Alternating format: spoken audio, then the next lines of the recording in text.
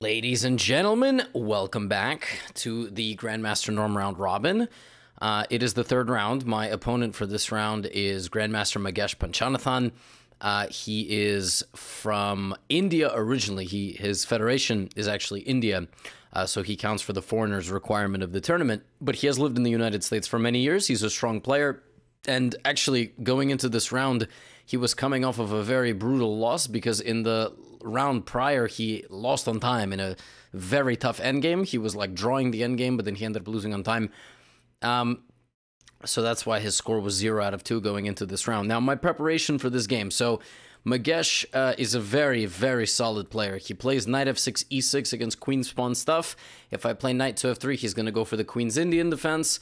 Very low chance maybe he plays d5. And if I play knight c3, he's going to play bishop to b4, the Nimso Indian.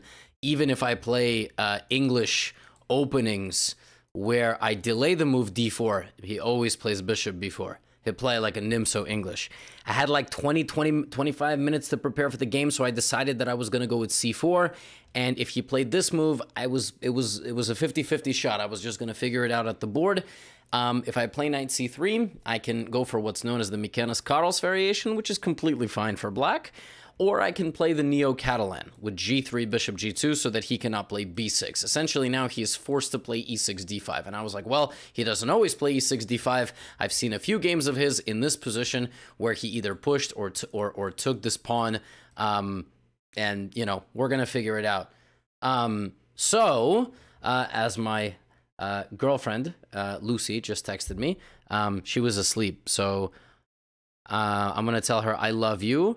I'm recording my recap. You see, I finished my game and I wasn't able to get in touch with Lucy, which is kind of worrying because she's so far away, but she fell asleep, but she just woke up. So there you go. You get a little bit of live insight into the life of Gotham. I'm just going to keep on rolling here. She asked me if I won. I wish. I'm going to say the result of the game, and I won't spoil it for the viewers. So he took on c4, and I played queen a4 check. Now, this is, as far as my preparation went, in the sense that here there are two moves. Bishop d7 attacks the queen. Knight d7 is a slightly different version, a little bit slower, and you play a6, b5, bishop b7. And I knew both of those moves. What I didn't know is the move that he played over the board, c6. Now, you would say, well, what's the difference? I mean, I don't understand. Well, the thing is that both knight d7 and bishop d7 are both a little bit clumsy in their own ways. And the way he played it is not the most popular approach, but is very solid. And even from this point, I was like completely on my own. And that's the risk you run of playing into something where you don't have a tremendous amount of information. With a guy like Magesh, you got to go either deep into the theoretical weeds or go for like a little sideline, and that's kind of what I did, and he played b5, and this is completely fine. You know, here I have queen b3 and queen c2, but I decided to go for this one. He played here, and I was already completely on my own. I just said that, but essentially I have so many plans. Like, I was thinking I can jump into the middle and go for this pawn. I can't, because of all the tactics on my bishop. I was thinking I should play a4. I was also thinking that he wants knight d7 and c5 at some point, which is obvious to open his bishop, and to play c5 he will stabilize with a6 first. So I kind of had a feeling I knew what his plan was going to be, but I needed to play d4. But then I was like, I also want to play b3, bishop b2, and if I play that, then d4 doesn't make any sense, because why am I putting my bishop on b2? So everything was clashing in my mind. I said, screw it, I'm just going to play short castle. That's obviously always going to be a useful move. He went here, and it was back to thinking for Mr. Gotham, and my brain was just not functioning. I mean, finally I just decided to play this. He castled, and I was like, I still don't know what to do. And you know what's funny? This line is completely fine for black. I mean, I just went digging in the database. Like, I'm shocked more people don't just play c6 and b5. And what the computer thinks is the critical approach is just to very quickly go after the b5 pawn with a4, although black is completely equal in all lines. Yeah, I don't know. Maybe the Neo-Catalan was worth a one-game effort, or I tried this again, and hopefully people don't play c6 against me. So I played this, and he played a6, and, you know, now his plan is to go c5. And if you're wondering why he's not, like, attacking my knight, because this whole game is going to be decided by whether or not these two pawns for black become extremely weak. And if you play it like this, what's going to happen is I'm going to blockade that pawn. So I'm going to play like rook c1, I'm going to play d3. I control the square in front of the c5 pawn, which is now known as a backwards pawn. It's when the pawn's neighbors have gone forward or have been traded, and the pawn can't push up. So the pawn's just standing there and needs to be supported by everybody, or else it'll fall off a cliff. So he played a6, and I was like, dude, what do I even do here? Like, what am I doing? And I thought for so long, it's because everything looked bad. And I was right. Everything was pretty stupid. So I actually apparently played the only move that doesn't just land me in a worse position. So I played knight to e4 with the intention to just trade some pieces. And I was like, I literally don't have anything else. I have no other way to play this position. And I don't like to play games for draws. That's not really what I do. I know that I've seen some comments and like, you know, you're playing too much for a draw or something like that. Like, no, I'm just playing moves, you know, and sometimes I see a plan and the computer does like it afterward, but during the game, I can't figure out the consequences of it. But I never try to like just deliberately play for a draw. And unfortunately, what ends up happening here in this game is like, we're just trading pieces.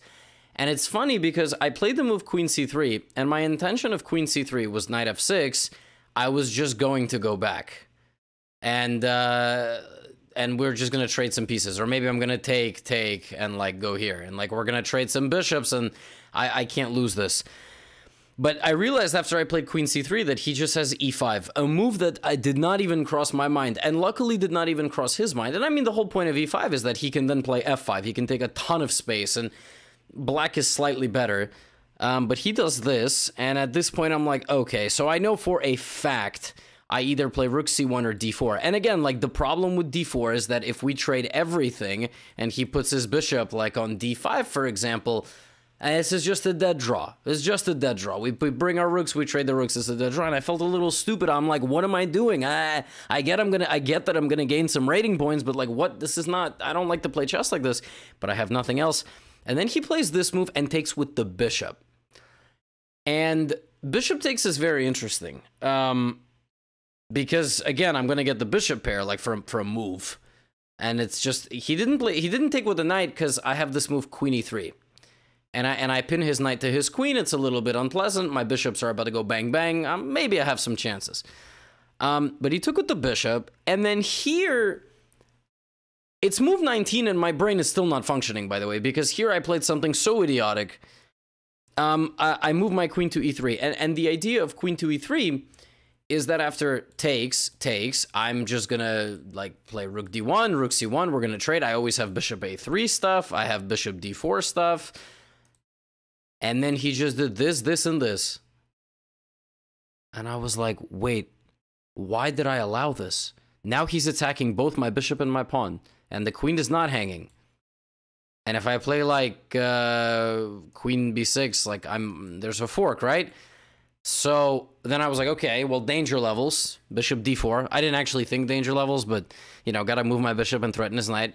And then he goes to the middle, and I'm like, all right, my pawn is hanging. Now, if I just play e3, what he's gonna do now is he's gonna attack my bishop, and I got nowhere to go. I gotta play this really dumb move, and I played a lot of dumb moves in this game, but that's by far the stupidest. So I was like, all right, I gotta attack his knight again. He's gonna have to come forward, because going back is just, I don't know, like, that's a weird move. Why would you do that? And now my A pawn is under attack. And I was thinking here, I'm like, all right, at this point, maybe, I don't know, I got like 15, 20 minutes on the clock. He has like an hour, maybe 50 minutes. Because, like I said, my brain just is not functioning at all. Especially after he played that whole opening that he played. So like, okay, I can play A3, but then his knight either goes back or into D3, and I don't know. So I decided, you know what, no, let's be aggressive. We're going to attack his pawn. And of course he can't take, and he can't take because he just activates my rook. I saw rook a4. Yes, I really did like it. But, you know, he might activate his rook. He might attack my bishop, and that's exactly what he did. And here, truth be told, I got very lucky. Because, so I wanted to play rook d1, and I didn't. I didn't play this move because I just felt like I was paralyzing myself. Like, why would I do this? And now I can never go, like, activate this rook, because then my rook will have no guard, and he will just play e5. Like, right now, he's not actually threatening to play e5, because I move. And the thing is that he can waste time winning, like trying to win my pawn, but I'm going to get to his king. So for the cost of a pawn, and by the way, you learn this in the intermediate boot camp. Link is in the description. It's a course that I made for people rated 800 to 1600. You learn this in the practical endgames chapter. Activity is really important, even at the cost of a pawn. I can't just stay guarding this. All courses are 25% off until I'm back from Charlotte, by the way. So, you know, I should probably check out the courses on the website. But here's where I got lucky. I decided not to paralyze myself, and I decided to just move the bishop out of the way. And then here he played this. And folks, I'm not joking. It took 25 moves for my brain to actually start functioning. I missed that this was a fork. I missed that this was a fork. He's attacking this, and he's actually threatening to win my bishop. Like, I didn't see this move. I thought I go bishop e3, and I don't know, he goes rook b2, he tries to win this pawn or something. And he just played rook d3, and I was like... But here, danger level saves the day again. Now, the good thing is that I was never in massive danger of losing in any of these 25 moves, just worse, because of the nature of the opening. So I took on b5. If he takes my bishop, yes, he wins my bishop, but hello, hello, and probably he needs to sacrifice his knight, and that's not going to work. So he takes, and I was like, okay.